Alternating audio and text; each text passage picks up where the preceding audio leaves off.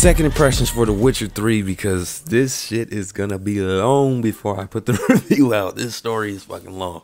So I'm gonna make a second impressions to get y'all caught up on how I feel about the game so far, if you're still on edge about getting this motherfucker here. Now, first and foremost, I've put around 18 to 19 hours into this game. I haven't checked the timer yet, but around 18 to 19 last time I checked. And for the most part, this game is exactly how I described it in my first impressions.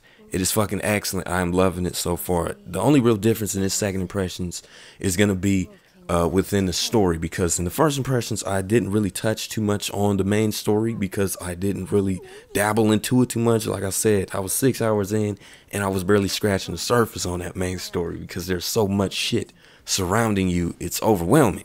Okay. Now, this video is going to be more for the story than anything. And also, I understand that this game is not for everyone, and I should have mentioned that in the first video that I made, the first impressions that I made.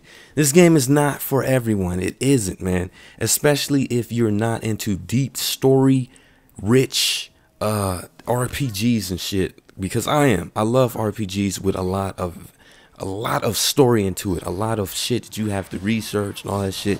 I'm into all that. It's just my type of game and whatnot.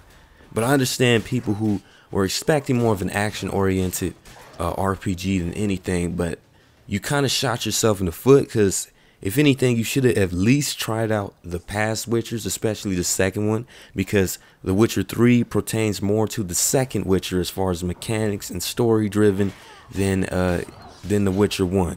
Now, The Witcher 1, I didn't even beat, okay? I played a lot of it, but I couldn't take any more of that fucking combat, which was just horrendous to me at that point in time.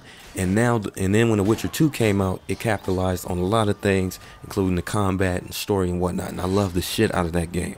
I loved it. It is one of my favorite RPGs. So going into The Witcher 3, I knew what to expect.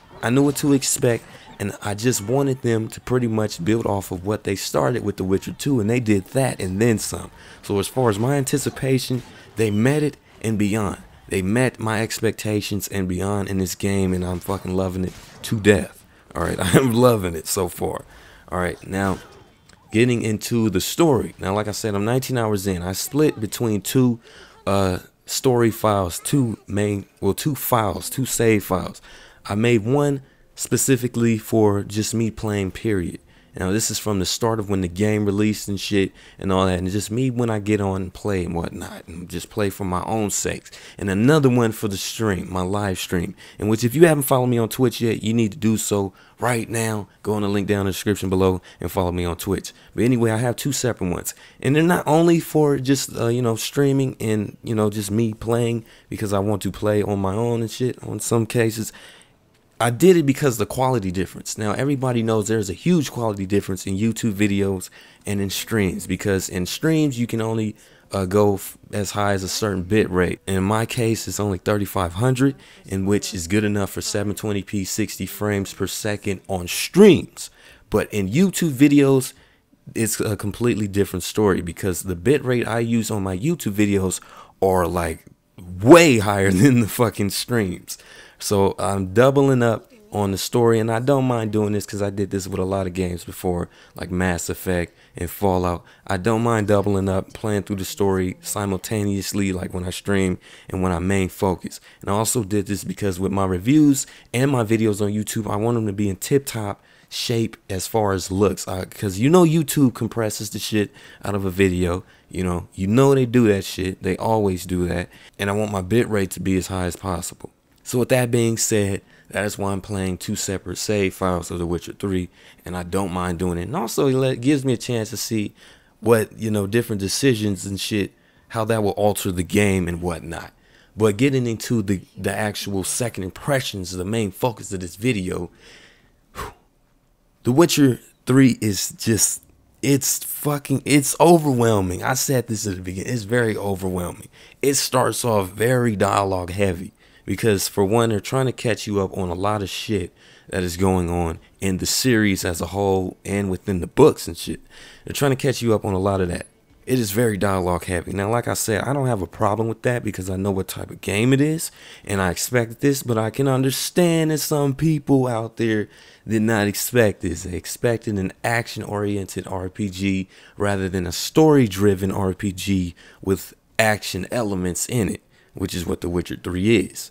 Now, the combat and optimization is still top A1 with me on my rig. Like I said, I have a GTX 970 and it's just fucking A1 with me. I'm loving it to death. I really am.